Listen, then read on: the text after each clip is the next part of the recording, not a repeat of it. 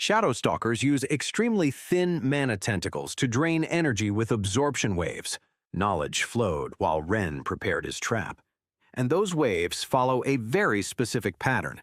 The mushrooms in his hair pulsed while he extracted the silver-rank protocore crystal he'd obtained from the worm. Unlike a normal crystal, this one still maintained part of the incomplete core's mana storage structure, making it perfect for his needs. Its imperfect core nature actually made it more suitable for what he planned. He thought, if I overcharge it with the correct pattern. With precise movements, Ren began introducing mana into the crystal, carefully mimicking Shadow Stalker's drainage waves. Each pulse had to be exact. Too strong would alert the male immediately. Too weak wouldn't affect the Bark Stalker from a safe distance. It was risky work. Every energy pulse was like a beacon for the male at the cave entrance, who would interpret it as a rival male's presence. This was why the crystal needed to be perfectly calibrated for a range that was neither too long nor too short. The male shifted position, its head turning slightly toward Ren's location. Though still too far to detect him completely, its mere movement sent chills down Ren's spine. He thought, just a little more. The crystal began emitting a barely perceptible hum. To the Bark Stalker, it would feel like an approaching Shadow Stalker male. The wave pattern was unmistakable to a creature that had survived this long in such dangerous territory. The reaction was immediate and dramatic. The camouflaged giant tensed, its perfect environmental fusion faltering for a moment. The mushrooms pulsed in response, the primitive fear of losing years of accumulated energy so close to evolution was overcoming its instinct to maintain position. Ren moved the crystal with surgical precision, directing the waves. Finally, the Bark Stalker began retreating, abandoning its position with clear reluctance. Each step, taken as quickly as its massive form allowed, brought it closer to the cave, while trying to escape what it perceived as an approaching predator. The male at the entrance rose to its full height, its body revealing itself in all its terrible glory. It had detected the Bark Stalker, a prey too tempting to ignore, especially one so rich in accumulated vitality. Now comes the dangerous part, Ren thought while preparing to move. He needed the male to chase the Bark Stalker far enough from the entrance, but not in his direction nor toward the school's safe zone where teachers and assistants might detect the commotion.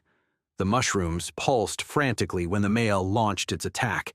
The Bark Stalker, caught between the false Shadow Stalker and the real predator, chose what it perceived as the lesser evil.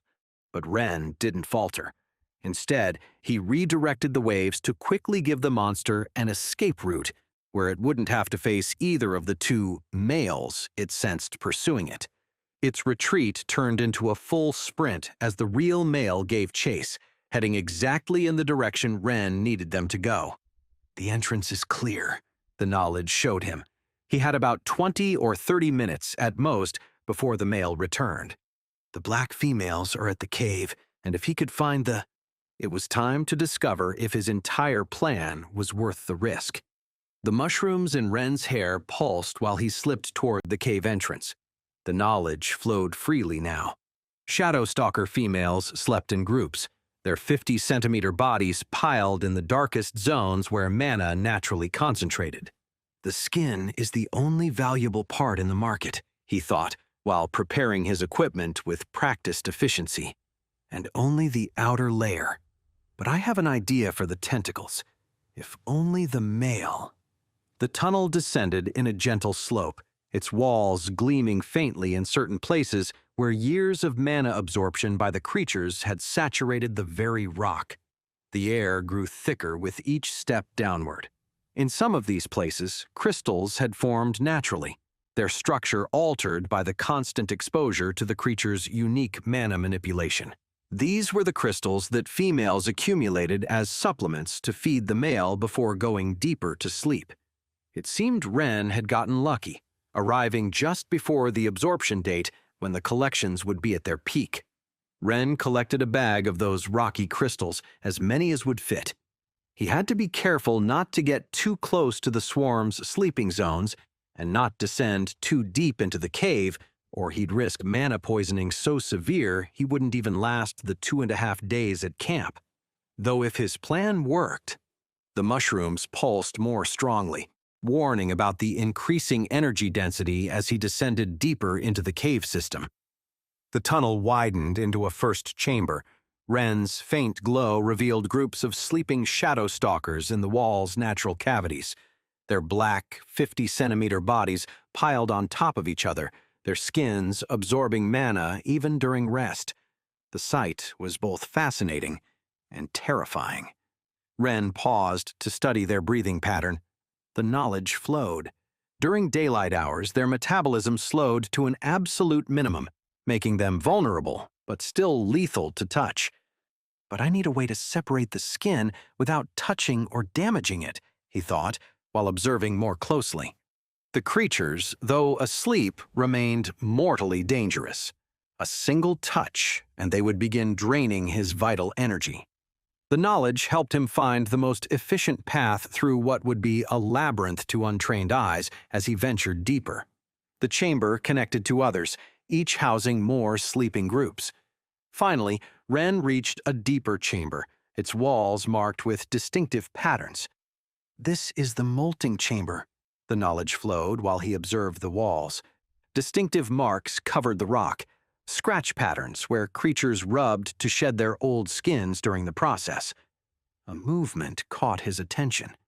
In one of the higher cavities, a Shadow Stalker writhed in its sleep, its outer skin naturally detaching.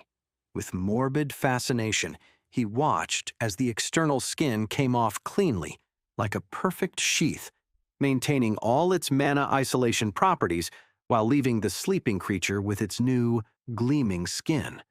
The new body emerged larger and more fragile, but within days it would absorb enough mana to regain its hardness and elasticity in the outer layer. This was the chamber he'd been searching for. Dozens of skins rested on the ground. Some had been ruined by moisture, insects, and decomposing remains on the floor, but many new molts rested atop the damaged ones, in perfect condition. Wait, that's not the end. You've just had a free taste. Now get the full story on the Pocket FM app, link in description. Check out our next video and playlist, and don't forget to like, share, and subscribe.